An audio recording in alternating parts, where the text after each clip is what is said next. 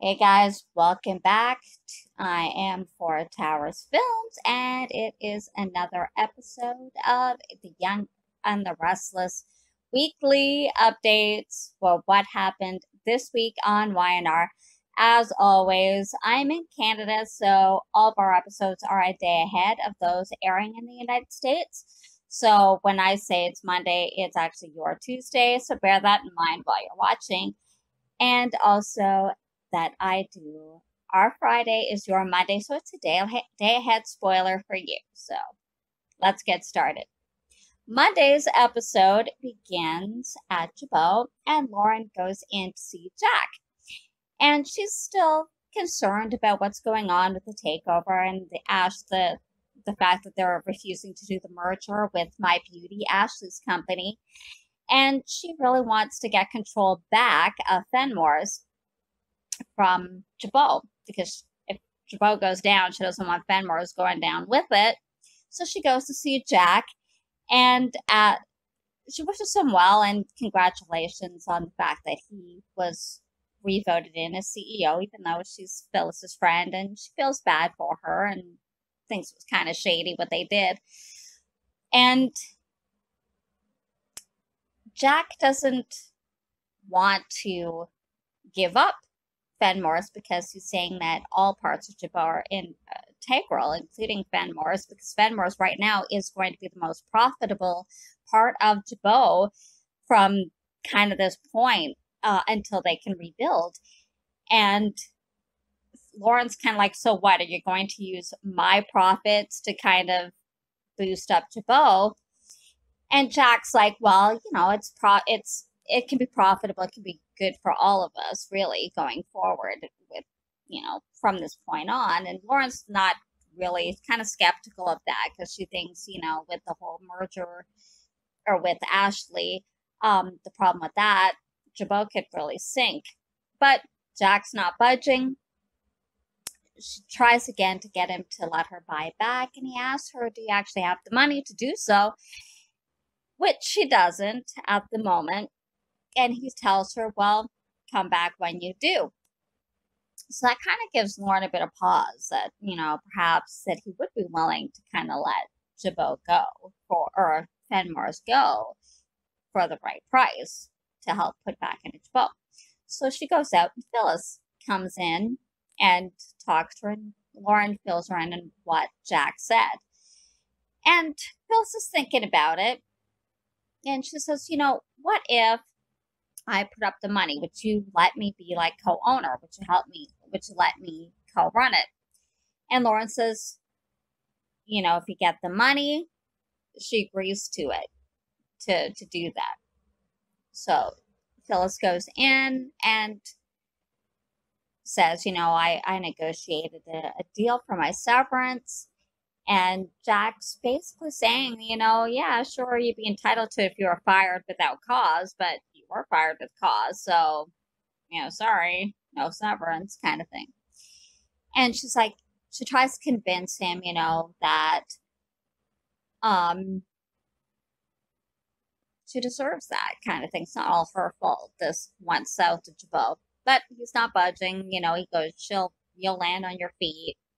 And she goes, yeah, and I'm coming for you when I do, basically.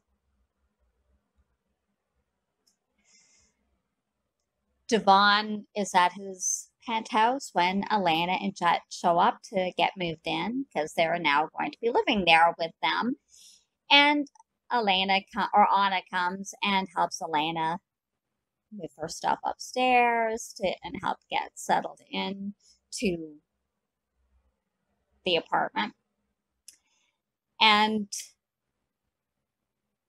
Anna tells Alana basically that Devon can get kind of moody. He's been going through a lot, and give him time. He's glad that you're here, and he's willing to work things out and be open to things with them, but he can be moody and he's still kind of getting over Hillary and everything that's gone on in the last year. So give him time to kind of come to terms with all that and be okay with change. So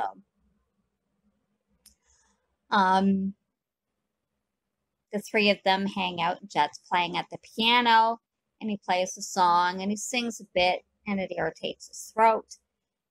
And Elena tells him he needs to rest, and Anna says, no, no, no, play it again.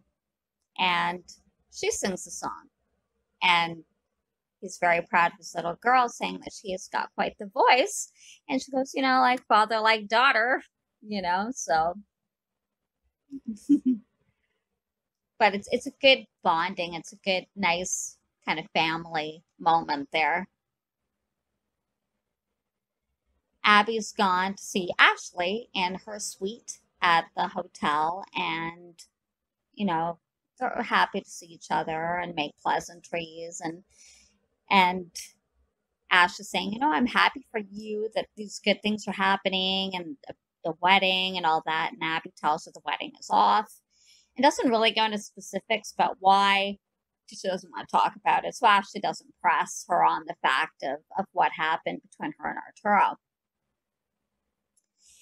And Abby informs her that Phyllis is voted out. Jack is now CEO of Jabot. And Ash's not really surprised by that, but is happy that Phyllis is out of Jabot, basically. um,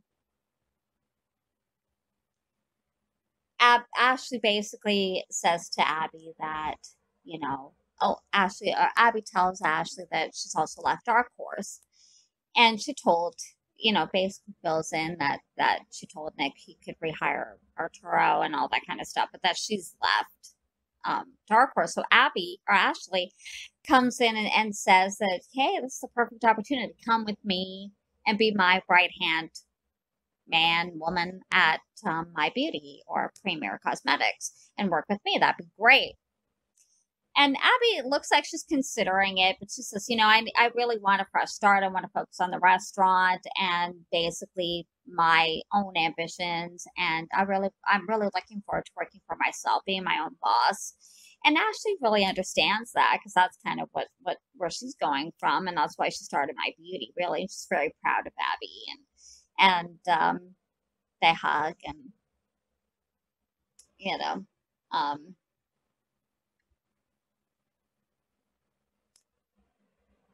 she's just happy for her daughter for that,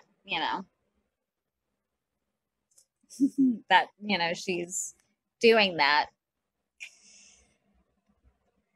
So, while Ashley and Abby are talking, Jack shows up at Ashley's hotel room, and they basically argue about all that's gone on, and she hands him the contract and assumes that he's going to agree to it, but he refuses and says, no, I'm going to rebuild Jabot, and, I was born to this, and, he's not taking anything away from her talents or anything, but he was born to run Jabot. And of course, the same argument that they had before prior to Ashley leaving. And they basically decide to go head to head and see which company is going to come out on top in this whole mess. So they raise like champagne glasses and like let the battle begin kind of thing. Devon has gone to visit Lola, and he's curious about her recovery, because Abby's told him that they're going ahead with the restaurant, but Devon's kind of worried that it's a little too fast, that they're not giving Lola enough time to recover. And Lola assures him she's fine, she's ready to go, and not worry. She made some soup and shares it with him, and they have a nice lunch. And she worries that maybe he's not on board so much with the whole restaurant and her working there. And he's like, no, that's not the point at all, but your health is more important. We don't want you to end up back in the hospital again, But she says, I'm fine, and don't worry about it. But as he leaves, she holds her abdomen, so she's not as far along as she like to people think she is in her recovery. At Crimson Lights, Kyle and Summer, they're sitting having a coffee, and he fills her in on everything that's happening at Jabot. Phyllis being ousted, Jack getting back in, Ashley trying to take over the by Jabot, and that Jack is going to fight it, and they're going to do whatever they can, basically. But they need new ideas kind of to come up to try to save Jabot and be able to fight Ashley's company.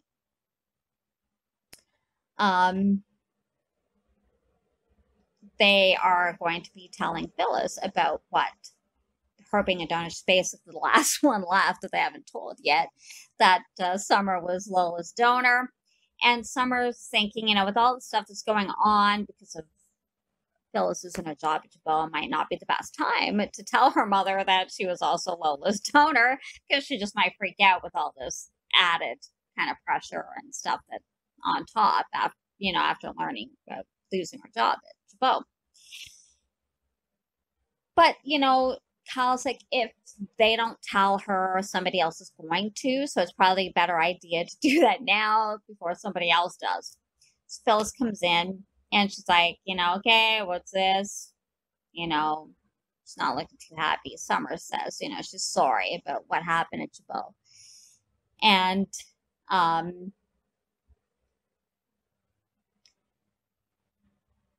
basically, Kyle just kind of blurts out that she saved somebody's life, that Summer was Lola's donor. And Phyllis is looking a little bit, okay, And she finds out she's the last to find out about the donor, about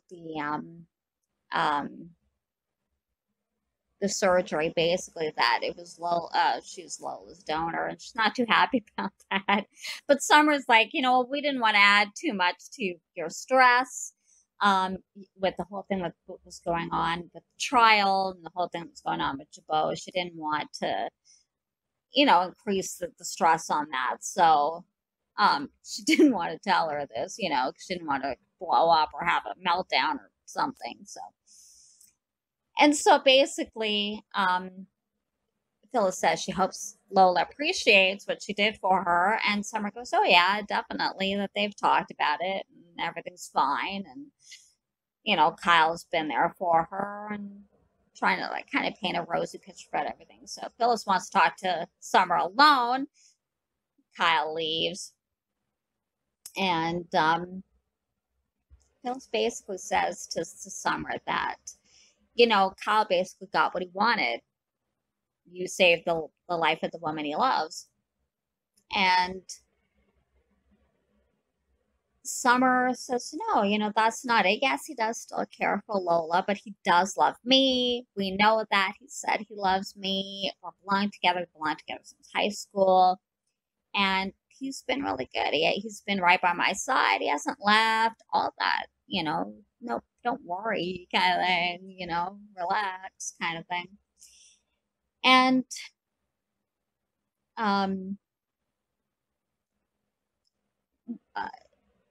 Phyllis basically says to Summer, why, because Lola comes in, they see Kyle talking with Lola in the back area, the sunroom kind of area.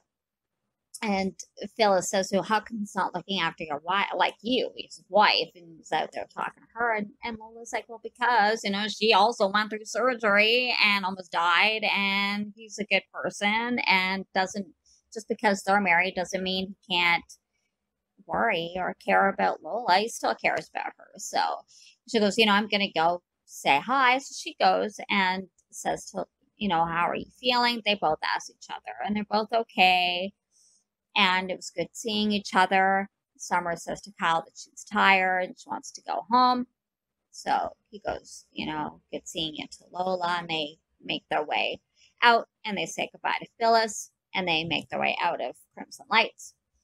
And you just see Phyllis stirring her coffee. She's looking at Lola, looking at Kyle leaving with that kind of suspicious look on her face.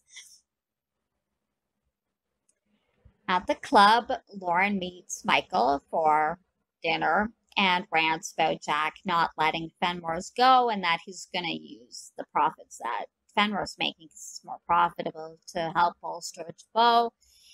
And that it's like back and forth, this Ashley and Jack constantly fighting. It's been like that for years, and it's just kind of gotten worse in the last little while, especially after the whole patent problem that happened there. And she's kind of sick of it, and Fenmore's stuck in the middle. She just wants to be able to get her family's company back and out from under Jabot's thumb, kind of thing. And she wants him to look at the contract again. And Michael says he will, but he's like, it's pretty ironclad. Like we've already looked at it a few times. So it's not a lot we can do about this, but she wants him to look at it again. There might be some kind of loophole. Maybe like what Jabot's supposed to be doing for Fenmore is that perhaps they're not doing. So they start talking about Fenmore, or Fen, and Michael's not as enthusiastic anymore about his music career, and he was at first, but now that he's on like this, he kind of looks at it like a second-rate kind of tour. It doesn't look like his career is going anywhere. And Lauren's basically saying, well, he's got to earn his dues kind of thing, and he is touring. He's learning a lot of good things, and Michael's worried that it's not going to pay the bills, this tour, like the way law school, him becoming a lawyer would. And he's saying, that Lauren says, you got to give it time. I mean, he has to earn his dues and work his way up. So let's have a little bit of support for him, basically. Lauren gets a call from Phyllis, who advises her that her assets are kind of tied up, and she's going to have to find other ways to get the money, but sure, so she's going to give it to her, and that they're still going to work this out somehow. And Elena and Anna are back at the penthouse, and Elena is basically saying she doesn't want to get too comfortable there. And Anna goes, don't worry about it. You'll get used to all this stuff in due time the longer you're here. And Elena's like, she doesn't really want to stay her welcome kind of thing. And she's not looking out for a handout. She doesn't want Devon to think she's just there for, money or a place to stay. And Anna says that she hopes that they can be friends. And Elena says she'd like that.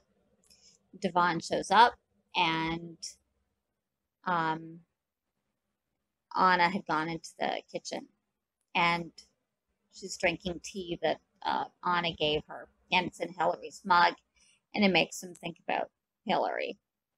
In Tuesday's episode, we start off with we're at the Abbott house, and Jack and Billy are talking about Jabot and how to rebuild it with no products, because now that Ashley has taken all the patents for the new products that they were going to release, and plus the old patents, they have nothing that they can sell, nothing new anyway, and just left with the patents that Ashley didn't have or didn't own. And Billy texts Victoria in Vegas where she's partying, and she ignores it, and he worries, and he tells Jack he's worried about her, and that's not like her to just take off and really not stay in contact. And Jack says that she's probably at a spa somewhere, just relaxing, and, she just faced 10 years in jail kind of thing, and just give her a break, she probably needs to just relax, but Billy's just worried. It's not really like her to do that. Upstairs, Kyle and Summer are in their bedroom, and Summer tells him that she got the all clear, she can make love, and they end up making love, and afterwards, Kyle wakes up first, Summer's sleeping, and he reaches over, picks up his phone, and sees a text. He's wanting to know Lola's okay, it was good seeing her, and then looks at a picture of her, and still misses her on that, and puts the phone down, and he gets up and goes downstairs where Jack and Billy are talking, and he starts to come in, and they start talking about Jabot and what they can do about it, and how Summer is, and he says she's doing fine, she's sleeping. And while he's downstairs, Summer wakes up and notices Kyle's gone, and then picks up his phone and sees a picture of Lola on it and worries. And later she comes downstairs, And but they're talking to Bo, so she wonders if she should be there because she works for Newman. And Jack's like, well, you're an Abbott now, basically. So, come on in and we can talk ideas. And she agrees she's an Abbott. And so they all start kind of brainstorming. And Kyle and Summer kind of are going back and forth about what they can do. They're talking about doing like unboxing videos or haul videos that they can send to influencers and bloggers. And they can tout new products that Jabot is coming out with. And Jack has actually come up with an idea of switching just from cosmetics, at least for now, and like not abandoning it, but going to doing clothing, expanding it into fashion. And they like that idea because it's new and it's innovative, and it actually works with Fenmore's and the Jabotiques and stuff like that. It's something that's new. It's not just cosmetics. And so they're like Jack and Summer and Kyle are going back and forth talking about sending boxes to bloggers and influencers and doing like big social media blitzes, like YouTube videos, all that kind of stuff about promoting the products and what they really think, and like actual customers too, and getting their feedbacks and really getting it out to on all the platforms and things like that. And even getting stylists involved, celebrities, fashion schools, all that kind of stuff to promote Jabot products.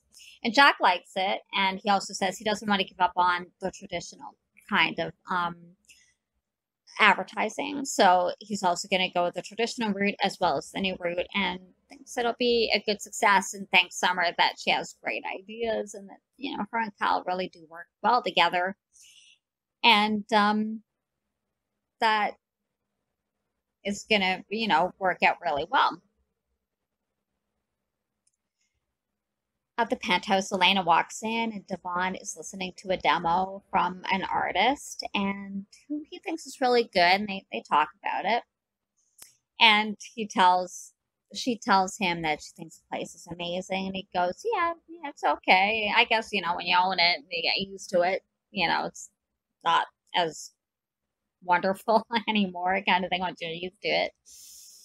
They talk about Hillary because there's like the picture of her that Devon's looking at, and she says she remembers her from TC Buzz and that it was horrible how she died, and she remembers her and she's like watching her and stuff, and it broke her heart, when she passed away.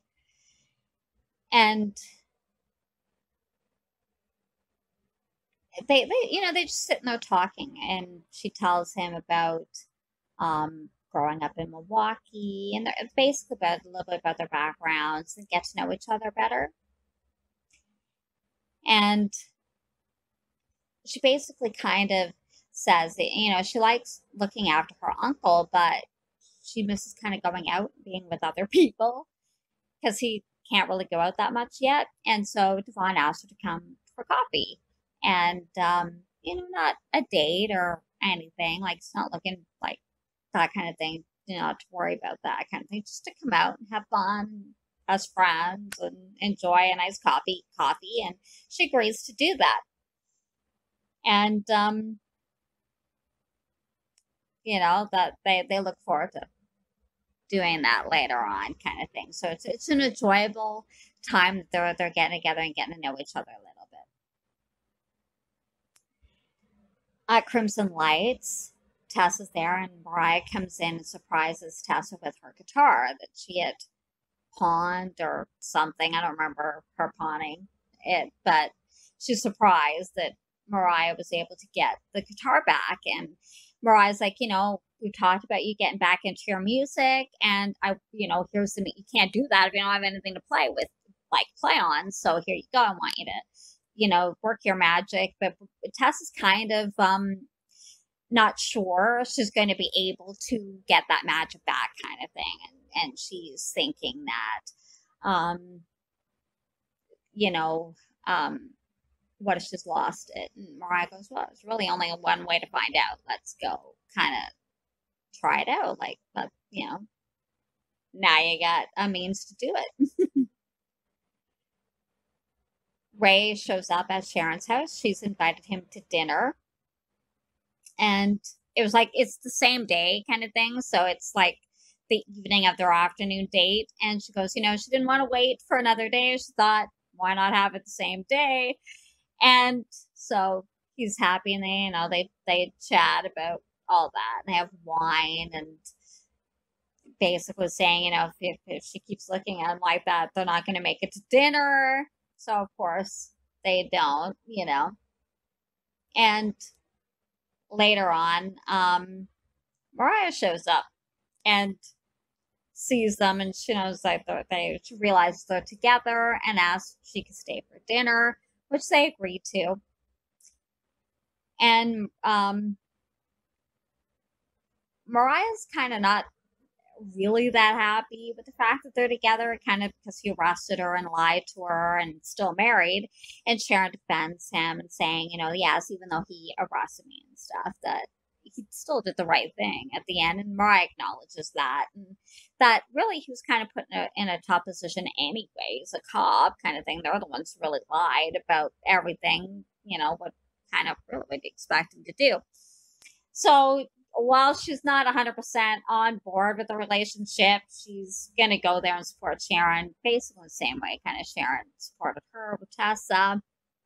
And she wants to make her mother happy and, more or less, Bray better make her happy. And once Mariah leaves, they go and make love again. In Vegas, Victoria's in her hotel room and gets a knock on the door, and some guy starts yelling through it looking for Jenny, and or calling for Lizzie. And she keeps calling out, "You have the wrong room." And he's like, knock, knock, knock. Sounds kind of drunk. I don't know if he is, but he sounds drunk. And she's trying to tell him he's got the wrong room, but he's not listening. And so she eventually lets him in.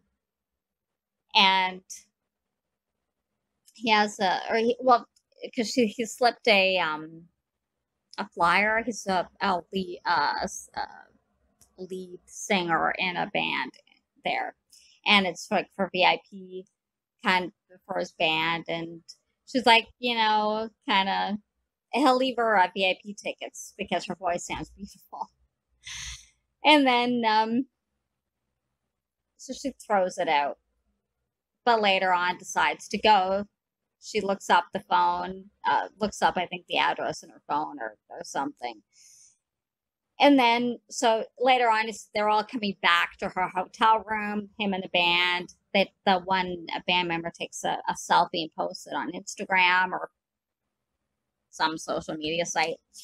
And that they had a great time. And she's pretending to be Jenny. She's an artist and all that. But he ends up recognizing her. And he's like, it was all over the news kind of thing, But she was, he lets her go with it because he kind of understands where she's coming from. They need to kind of get away and all that kind of thing. So she just wants to have fun.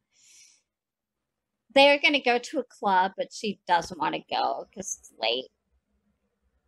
And so they're heading out, and he writes his phone number on the palm of her hand and leaves. And then she goes and puts his phone number into her phone. Back at Tessa and Mariah's apartment, Mariah wanted to hear Tessa do her song, write her song, but Tessa's like, no, I work better alone. So she goes out on the fire escape, but she's having a hard time. She can't get motivated. She's kind of strumming, and she can't think anything. It's frustrated. Mariah comes out and they talk about it, and she says, why not, instead of trying something new, sing one of your old songs and see if that works to get the magic back. So that's what Tessa does to try to get some inspiration back. Back at the Abbott house, Summer is looking at her phone and sees the selfie of Victoria in Las Vegas. And Billy's stunned. Oh, she's not at a spa, she's in Vegas partying it up. And the band's called the Bloody Thorns. And apparently they're very popular. And I guess, And so Billy worries that, she might be going down the wrong path by partying instead of hanging out at a spa. On Wednesday's episode, we start out at Sharon's house. And Sharon and Ray are there, and Sharon is glad that Ray spent the night at her house, and they're cuddling, and Ray's shirtless, and just talking about the lovely evening that they had, and all that sort of thing. And so she's going to go get ready, so she heads upstairs, and a knock comes at the door. And Sharon asks him to answer the door, and it's Nick.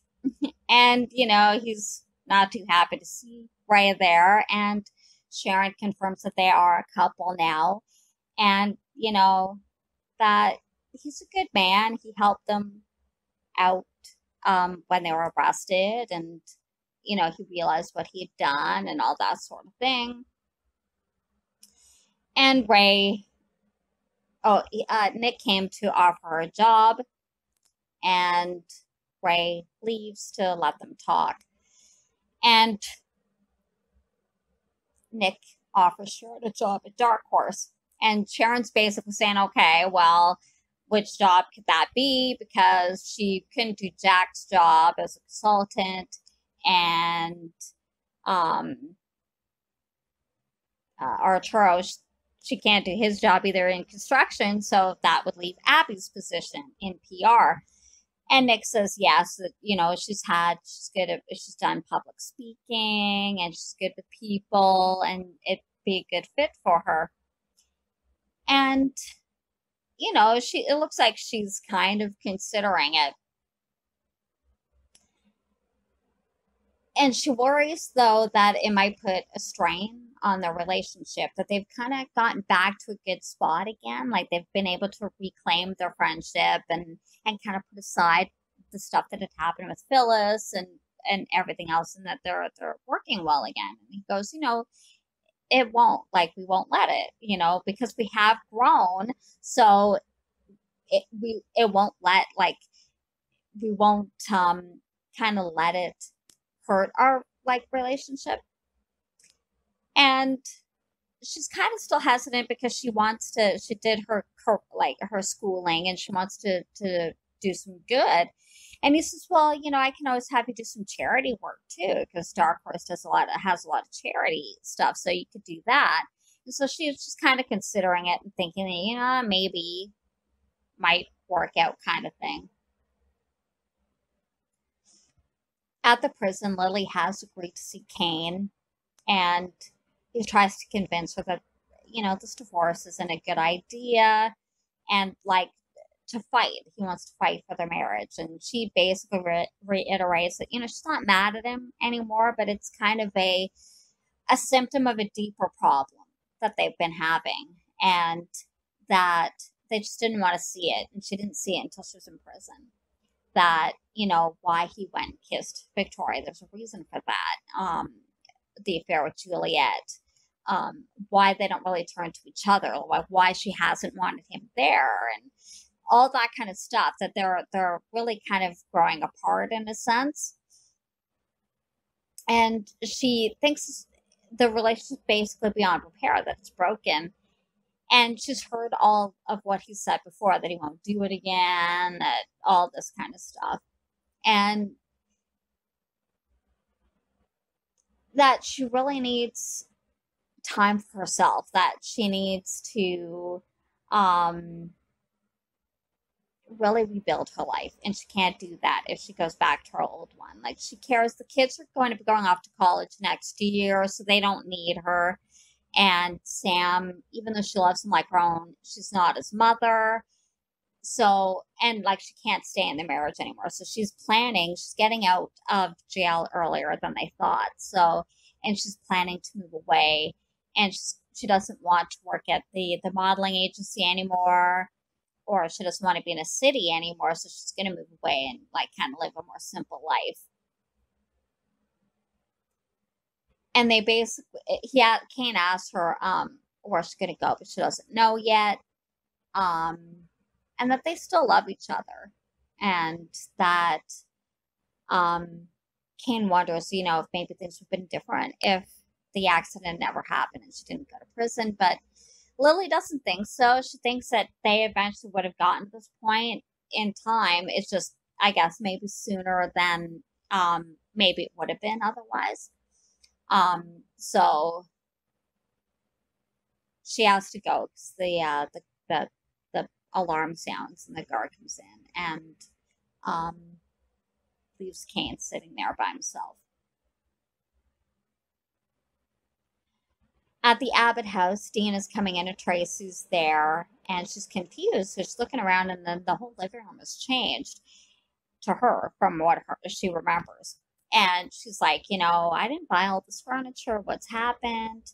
How come it's all rearranged? And Tracy's like, oh, well, I don't know, but we can find out. So Kyle comes in, and she thinks it's Jack.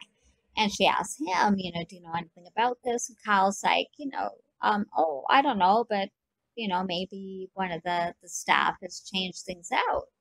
And she goes, but without her approval? And he goes, well, sometimes change is good, kind of thing. And Summer is there, and Deanna sees her, and she asks if that's Ashley. And Summer plays along and says that it is. And they sit and they comfort her. And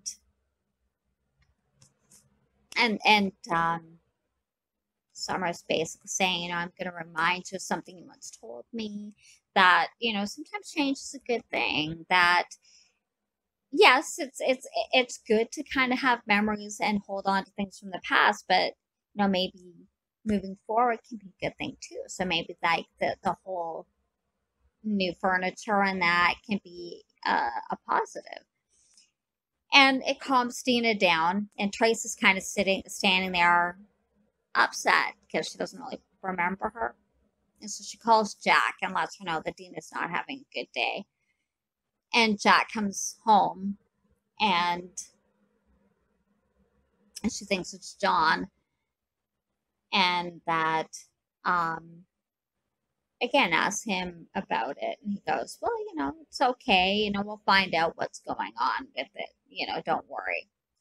And Dina's saying, that Jack and Ashley have such a good, close relationship. They have a bond, and that they always need to stick together, and, never let that kind of die. And Jack, it bothers him hearing that, because he knows the state of him in real life, the state of him and Ashley's relationship is nowhere near as good as Dina thinks it is.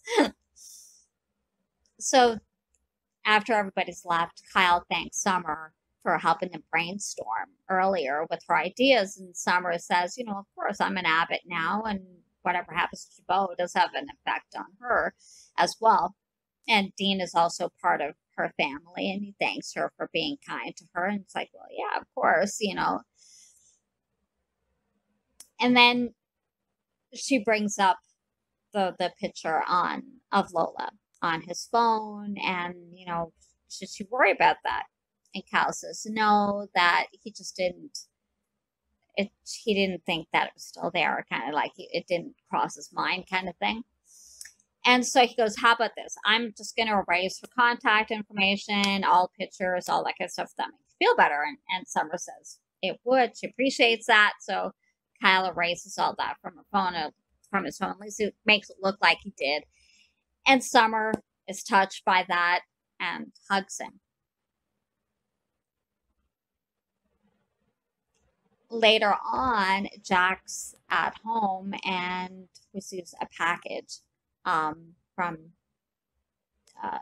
Ashley, and it's like a package of the Jack of Hearts line, like this big cologne bottle kind of thing, and other stuff in the whole product line, and a note basically saying, to the man who basically buried Jabot, Ashley. So yeah, a bit of a dig there on Ashley's part. Billy goes to the athletic club and sees Rebecca Barlow sitting there and meets with her and tells her that Phyllis is out and Jack's back in, and they want her to consult with Jabot again. Ken, because she has her own line with Jabot, or product line that they had tried to get her before, but until Phyllis had gotten the whole thing with Nick, and Rebecca kind of pulled out of that idea. And so they,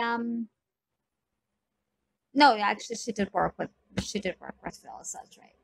And so they extend her contract another 6 months because they really need to bolster it. And it was basically because they need more of her products, because that's what happened when Ashley left the first time. So she's going to plan to go back to Chicago. And, but later Nick shows up and they have a conversation. Tracy catches Billy while still there, and she fills him in on what's going on with Dina, and they talk about it, and what's going on with all that, and they see Kane at the bar after he's left the prison and he's drunk, and they come over and Kane's like, "It's all your fault, to Billy, you ruined my life," all that, and Tracy gets between them and says, "Let me drive you home. Condition drive home. Let me drive you home." So Tracy takes Kane away and takes him home. Billy tries once again to try to reach Victoria, but again, she doesn't answer him. Ray's at his house and he's looking at a picture of me. It's almost like almost looks like he misses her a little bit. And he calls the doctor's office and asks about the pregnancy. But they're not giving him any information because that she's a patient, even though he's a husband, and kind of, they can't give him that kind of information really without her permission. So he's kind of like, "Yeah, but I'm her husband," kind of thing. But, Sharon shows up at the apartment. It tells him about Nick's offer that she turned down because she still wants to work at Crimson Lights, and she's not sure she wants to go back to working like other work other than Crimson Lights at the moment. She kind of likes having the time off and just to spend relaxing and spending time with Ray. And but she thinks that he needs to go and talk to Paul again about getting his job back, that, Paul is going to calm down and see what kind of a police officer he is, and he'll let him back in. And if that's not the case, there are other police departments in the area that he should contact, and he shouldn't give up on being a police officer because he's too good at it.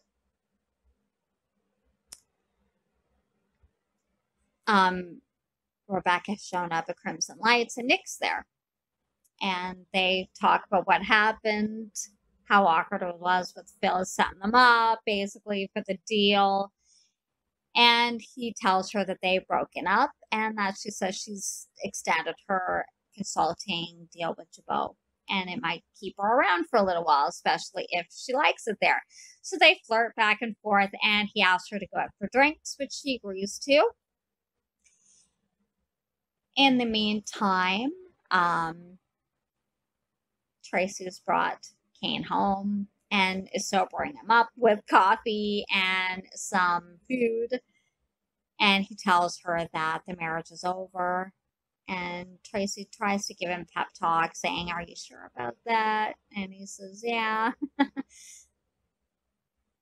And she offers to listen to him, to spill his guts about where everything is. Sharon arrives home to her house and notices an envelope, and looks at it, and it's an ultrasound picture. She turns it over and discovers, and it says, to Ray, the first photo of baby Rosales, XO Mia. In Thursday's episode, we start off with Tracy's still with Kane after she brought him home. And he's looking a little bit more sobered up now. She's giving him some coffee and giving some food. And he kind of jokes with her that, you're trying to sober me up. And she's, oh, we're working on it. And they want to get him sober before the kids come home or arrive there and see him that way because he doesn't want them to kind of, wonder why he's drunk kind of thing. Even though they already know about the divorce.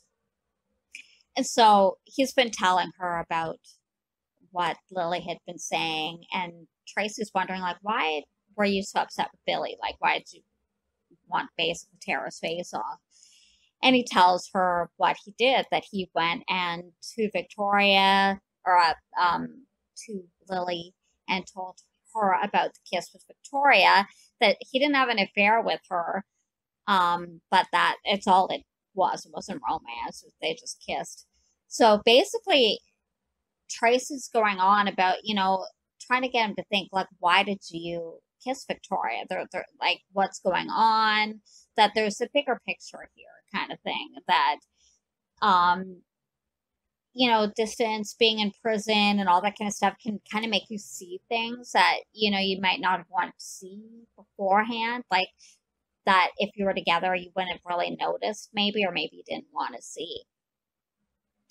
And Kane's still kind of like going on about, it doesn't matter, and she's willing to break up our family over something that wasn't important kind of thing, that he didn't have an affair with Lily, or Victoria. And Tracy's like, yeah, but you did with Juliet. But there's like the whole thing, like just trying to get him to see the bigger picture here, that there's more to it. And Lily sees that. Like, why did you turn to Victoria? Like, why did you kiss her? Like, why kind of thing is Lily refusing to see? Like, why does she want to start a new life so badly? Like, there's more. Maybe you need something different. Like, both of you are kind of grown apart, and maybe you had been growing apart. Like, there's more to this than just that kiss. That this has probably been building for some time.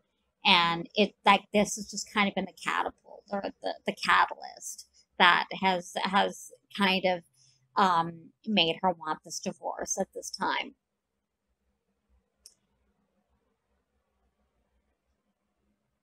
So, and later on, the twins come home and they see that he's upset, and he did try to talk to their mother, but she won't budge. She still wants a divorce. And that Lily is going to move out of town when the divorce happens.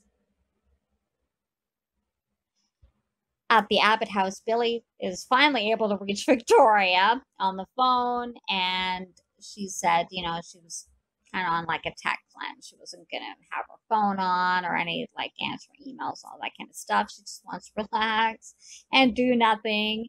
And Billy basically calls her out and says, oh yeah, do nothing. You're at a Vegas partying with this band, the Bloody Thorns, kind of, that's really doing nothing. And she basically calls him out on stalking her kind of thing. And he's like, it was all over in social media. Summer found it on her phone, and Victoria's kind of floored by that happened. And she goes, like, stop keeping tabs on her. She's a grown woman. She can take care of herself. And she shouldn't have to explain herself to him. At this, like, later on in Vegas, Brandon comes to Victoria's room, and while she's talking to Billy, she disconnects from Billy and hangs up. Billy can hear her at the door and like ask who that is, but she doesn't answer. So Victoria hangs up from Billy and lets Brandon in, and he gives her a couple VIP tickets to the band show. And asks her, is really the trial the reason that she's there under a fake name? And she basically kind of doesn't want to talk about any of that. She just says she's Jenny here. She just wants to be not Victoria Newman. She just wants to be herself kind of thing, like somebody different. So they kind of do this fantasy kind of discussion that he's like this, um, he runs a tech startup. I don't know if that's actually true or if he's just pretending. And they kind of go back and forth with her saying, he wants to travel the world. She travels the world, going place to place, all that. It's like a fantasy kind of thing. Now, we don't know for sure if Brandon actually has a tech startup. I think he's just kind of saying that kind of thing as part of their whole fantasy, like her Jenny persona, because he makes up a name too. And he tells her that he saw her dad there. And she goes, her dad's not really a gambler. And he goes, well, he doesn't think he was playing. He thinks he was with the guy who was playing and that they were talking, but he doesn't know what they were talking about. So Victoria thought that was kind of weird. So perhaps a new mystery is starting, coming up on days. YNR. Probably. So they're going back and forth. So they start ending up kissing and end up making love. At the club, Phyllis comes in and meets with Michael, and they talk about basically ranting about Jabot being ousted and that, she does this, she gets fired, they do that, everything's fine with them. And, Michael's kind of like, okay, how Michael does. And she says, she appreciates her friends because that's like that circle of support's really shrunk quite a bit.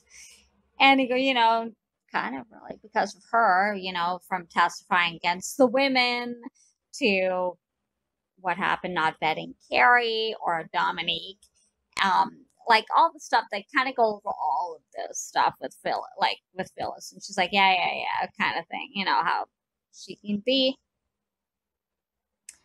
And she spots Nick and Rebecca coming in. They're coming in for a drink. And so she starts ranting about that. Basically, oh, well, isn't that something like you Skywrite, moved on, loser kind of thing. And Michael more or less says she should go, kind of thing, but go around the back way, don't engage, it's not worth it. So she goes, okay, fine. So she kind of does walk around, like around the back, but she walks right up to them anyway. But it's civil, very pleasant to Rebecca, saying it's good to see her again, that she loves her outfit, and Rebecca says the same. Phyllis leaves, and Rebecca's like, well, that was civil. And Nick, basically, he's not thinking of Phyllis, just thinking of Rebecca at the time. And they decide to go back to his house. Phyllis goes to the Abbott house to confront Jack. And again, Jack thinks it's because she's still trying to get him to give her the severance pay. But she says she's there to see Summer. And Jack says that she's sleeping. Billy's there, and they go back and forth about, Victoria's in Vegas because Phyllis, and what she did. Phyllis is like, what? Victoria's an adult, and she's a big woman. She can take care of herself. She really doesn't need you nagging and hanging on and all that kind of stuff. And she's like, maybe she ran away from you. She didn't talk to you, basically. She's able to make her own decisions. So Billy leaves. And Phyllis basically starts ranting at Jack again. Basically that, with all the stuff that happened, it didn't just happen on her watch. Like, the original patents were lost on Jack's watch. Hence why he was ousted as CEO. And yet, all this stuff, because she's not an Abbott, like with the whole blood Abbott clause, that's all Jack's doing. And yet he's rewarded by getting the CEO back, and she gets fired and basically ostracized for it. And it's not really fair. And then she starts to think that, why didn't she see it with Carrie? Like, maybe the whole thing of what had happened with Marco and Victor and not realizing that Marco wasn't Jack kind of affected her more than she thought, affected her judgment. And Jack says, that's not on you, that's on Victor, kind of thing. Nobody would have, you can't blame yourself for that. And But then they kind of go right back to snarking at each other, almost like that didn't happen. It was kind of weird, the editing on that. Um, and then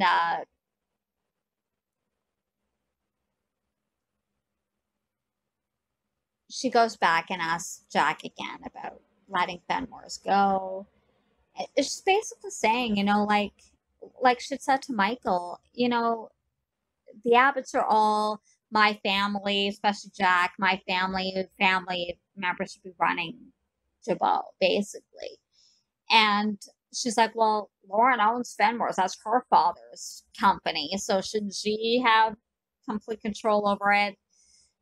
Excuse me. And she says that, like, do this for me, give this to me. But Jack's having none of it. He again reiterates that she'll land on her feet. And she says again, yeah, watch me when I do. That's not personal, it's just business.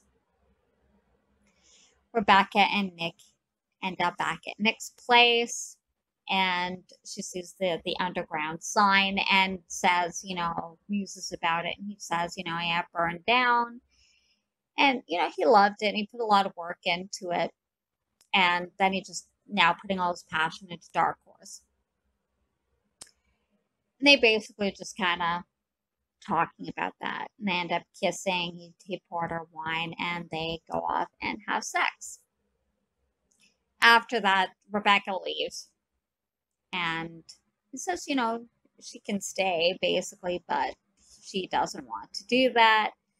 And he turns on the TV, and it's an old movie. It's kind of almost like a, pointless kind of scene in a way, like you're hearing the movie, but and then turns it off again and just kind of flops on his couch. Michael shows up at Kane's house, and he has the divorce papers, and they put in the additional changes that Kane, I guess, wanted to put in there or something. And he hands him the pen. It looks like he's going to sign it, but then at the last minute, kind of changes his mind. And Michael tells him, well, Lily's already made her decision. She's not going to change her mind. And he's like, no, I'm going to fight for my marriage. So he refuses to sign the papers. Phyllis shows up at Crimson Lights, and you get flashbacks of her conversation with Jack. And was thinking about what he had said about her landing on her feet and the whole Fenmores and the whole Jabot thing. And it looks like she's got an idea. So she texts Summer and says, Jack told her that Summer was helping them. And she thought that was weird because Summer works for Newman. And he goes, well, she's an Abbott too, so, of course, part of the family. And he's always thought of her like a daughter. And so, she texts her and asks about having breakfast tomorrow. So I think she has some kind of an idea. She wants to run past Summer. Back in Vegas, Victoria wakes up and Brandon's gone, leaves a note and says that you should let your wild side out more often, Jenny. She smiles. And so knock at the door. She assumes it's him coming back. So she's like in a negligee. She gets out of bed, goes over the door and opens it. And it's Billy standing there. On Friday's episode, or your Monday. So we are at the day ahead. So this is what you can expect for your Monday. It starts off with Victoria opening the door and Billy being there and her asking, did you forget something? And Billy saying, angrily kind of coming in, and she starts arguing that you have no business being here and following me and basically keeping tabs on me. And he basically says to her, oh, you always answer the door that way, and the like negligee and asking, you forget something kind of thing. She goes, oh yeah, next I'm going to go down to the casino just wearing just heels. And again, she reiterates, that, I'm a grown woman. I don't really need you kind of looking after me or keeping tabs on me, basically. And he asks, who were you looking for? Like, why were you kind of,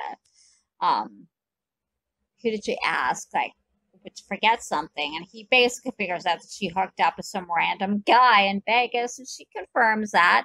And she goes, I'm single. I don't need your permission, really. I'm not married. I'm a single. I'm not involved or anything like that. And I'm doing what thousands of other women do in Vegas every day, just having fun and all that kind of stuff. And he's like, at cutting loose. And he's like, but the way you're cutting loose isn't you. It's just, what's that supposed to mean? And, more or less, she's always been responsible kind of thing. That, and maybe she doesn't want to be responsible all the time. Kind of, can't really blame her. And she just wants a break. So she says she's going to go have a shower and she wants him gone, but order her food first and then order himself a cab back to the airport. But he's still there when she comes out of the shower. But he does tell her that he ordered her some food and she says thank you. And they basically just kind of go back and forth, and Billy says he realizes that he's in no position to judge anybody. Like, he's done things like this. Like, heck, this would be him, really. If you think about it, this part, like, basically what he does. This is his MO. But he kind of worries. He doesn't really want it to be hers. And so they really talk about things, about why she kind of needed to do this. And he asked her, why do you keep running from me? And she says she doesn't know. Like, she knows he's there for her, but because of their past history, she knows she doesn't want to go through that again. She can't afford to get hurt again. That, she doesn't have any of that left in her. It's too much. And he says, he's not going to do that. And that he's a drama magnet, that he's irresponsible and all that. And he agrees that she's more responsible than him, and he thought he'd changed after Delia had died. But, he still kind of really is who he is, really. And so he kind of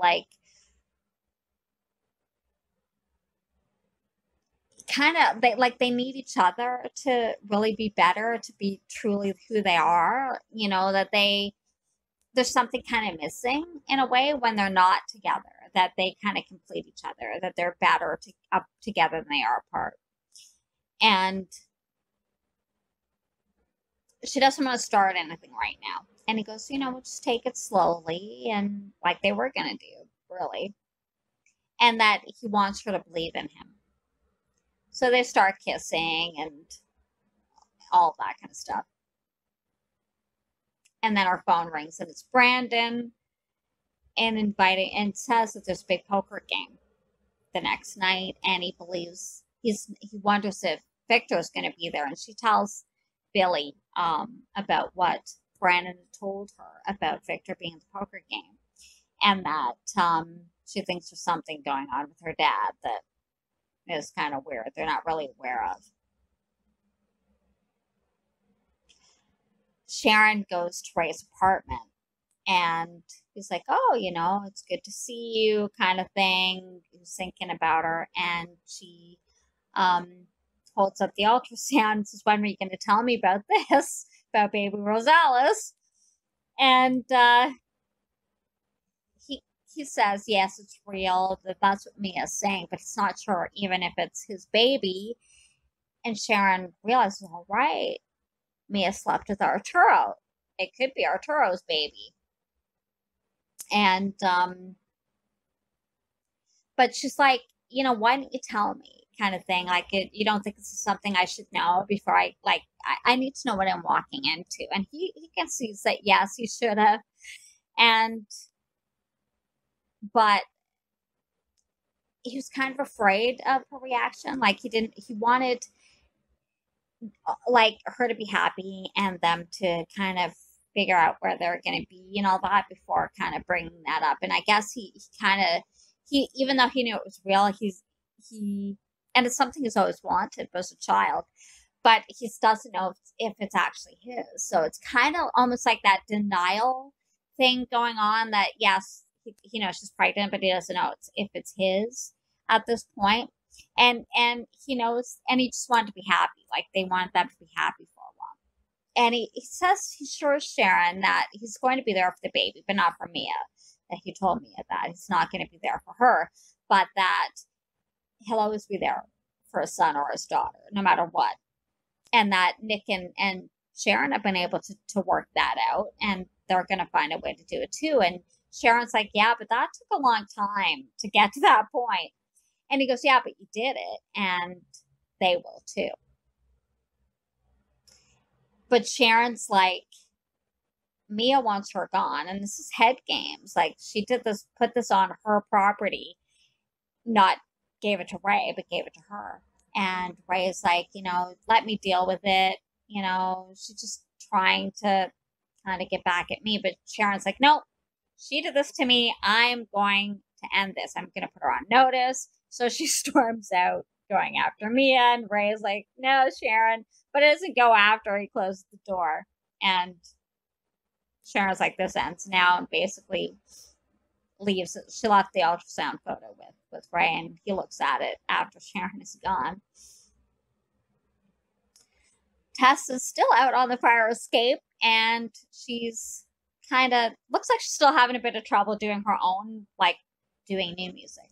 And so she's kind of like playing, and then she starts to sing a song, and it hits her. She's actually writing something. So she yells for Mariah to come out, and Mariah comes out, and she goes, it's working, the magic's back.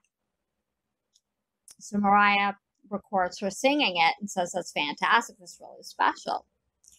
And you need to contact Devon. And Tess is like, he fired me twice.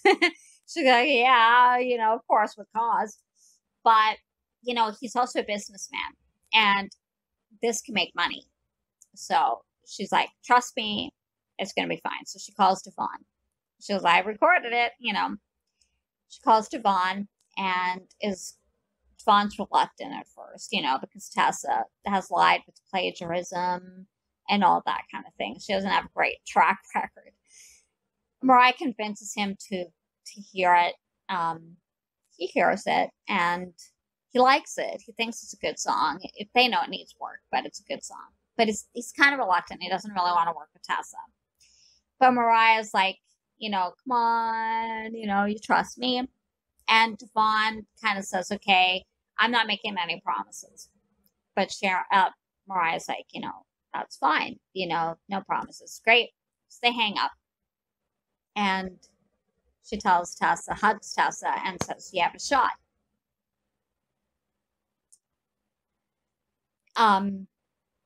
In Mia's room, she's hanging out with that pregnant woman that she probably got the urine sample from, and she's talking about being pregnant and feeling the baby kick and all that sort of thing. And Mia's doing her makeup, and Mia tells her that she's also pregnant, but she's not showing yet. And the young woman is like saying, well, yeah, well, your husband will just baby you, shower you kind of thing. And Mia's like, oh, of course. And she gets a call from Sharon and to meet up. And, Mia's going, oh, okay, so, I'm doing this for 2 now because, that I'm pregnant and all that. But she agrees to meet with her. So they meet at Crimson Lights. And Sharon basically tells her to stay off her property, or she'll have her arrested. And Mia is going out and, well, you've been on and off my property. And Sharon's like, what are you talking about? And she shows up her wedding ring. See my ring? That proof right there that it's my property. And Sharon says, well, Ray's through with you. He'll be there for the baby if it's even his, but, not you. He's done with you. Give it up kind of thing. And Sharon basically calls her sad and desperate and, basically calling her almost every name in the book. And they're basically calling each other out on the kind of women that they are, you know. Mia's like, I'm not the one who dragged a dead body around the town or had like an affair or got pregnant when with someone else's woman. And, you know, Sharon's talking about the baby potentially being Rituro's. So they're basically just going back and forth with that. And Mia's like, well, she's giving Ray everything he ever wanted, a baby. And once that baby's born, it's going to forget all about Sharon. And, you know, again, you know, Sharon's basically telling that he can love his baby, but he has no use for Mia. So Mia starts to get kind of upset and gets a pain in her stomach and doubles over. And Sharon asks her if she's okay. And, you know, Mia's like, yeah, I'm fine. She goes, we're going to the hospital. And Mia says no. So Sharon picks up her phone. And she goes, what are you calling, 911? And she said, no, I'm calling Ray. And she calls Ray. And Ray tells him to go to the hospital. And Sharon takes her there to the hospital. And Ray will meet them there at the hospital. At the Devon is at the penthouse, and Anna comes in and talks about giving her an opportunity to work with Tessa. Maybe like there's a song, and there could be something there that could be special, and it really deserves kind of experienced hands. And so Anna knows that he wants her to work with Tessa. But he goes, you know, don't thank me for this opportunity yet, because Tessa can be a little bit difficult or a little unpredictable to work with. So we go back to the hospital, and they're talking to Mia, and Sharon is standing there, which would be pretty unusual. They would have kicked Sharon out, but she's standing there and asks about the pain, and Mia says pain's gone away. She feels better now. And she wants to talk to the doctor without Sharon there, because it's not her friend. So Sharon leaves. And the doctor's saying, you know, oh, well, Sharon says, Mia says it's just heartburn, everything's okay, not to worry about it, but they want to check out the baby and her anyway. So Ray shows up and comes into the room, and they say, you know, they're going to check the baby out, and they're going to do an ultrasound. And Mia's kind of against it, a little bit upset about them wanting to do an ultrasound. And Ray's like, you know, I know you're afraid. I am too, but we need to know everything's okay with the baby. So they do an ultrasound, and lo and behold, Mia actually is pregnant. They hear the baby's heartbeat. Mia looks stunned that she's actually pregnant. Course, to Ray and the doctor, it doesn't count as any shock, you know. So he goes back out, and she wants to talk to the doctor about woman issues. And she asks, like, she says she wasn't even sure she was really pregnant. And the doctor goes, yeah, you know, that's kind of normal, really. And tells her she's roughly about 12 weeks along. And Mia's doing the calculations in her head. And she's kind of like, I think, she's like, oh, so I think she might be thinking it's Arturo, depending on how long ago it was that they slept together. So we're not sure yet, but that kind of what it looks like. But the doctor assures her that the baby's fine. He goes out and talks to Sharon and says the baby has assured them that they're both doing fine, but he still doesn't know if it's Arturo's or his. And Sharon says, we'll work our way through that. You know, don't worry about it, kind of thing. We'll deal with it if that's the case. And they hug, and Mia holds her stomach and watches them through the door. Tessa and Mariah show up at Crimson Lights. And Tessa's a bit upset that Devon's not going to be there, kind of thing. But the sister is. And Mariah's like, you know, it's still a shot. And Anna, you know, is still pretty, like, she's got talent, really. So they come in, and Anna wants to hear her sing. And Tessa sings her song for her in Crimson Lights. Well, that's it for this week for Young and the Restless, the full weekly recap. I hope you liked it. If you did, give it a thumbs up. Don't forget to subscribe and hit the notification button or bell so you know when I upload. I upload every Friday for the full week of YNR recaps. And I hope you have a great week and weekend, and we'll see you next week. Take care. Bye.